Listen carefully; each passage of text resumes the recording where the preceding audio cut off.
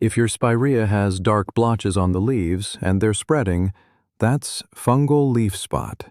The good news is it's treatable and your shrub is going to be fine. This is fungal leaf spot.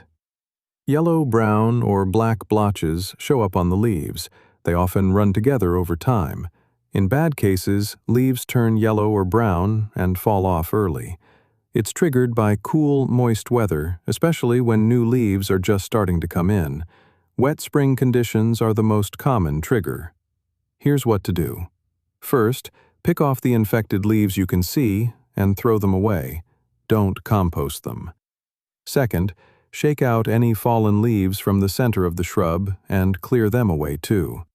Fallen leaves sitting in the plant are what keep the spores alive. Third, add mulch around the base. It stops rain from splashing soil and spores back up onto the leaves. Fourth, spray the healthy foliage with a general garden fungicide. Do it every 7 to 10 days to protect the leaves that aren't infected yet. If the shrub is seriously far gone with most leaves affected, cut it back, remove the soil ball with it, and start fresh. That's the last resort, and most plants won't need it. Catch it early, and your spirea will push through fine.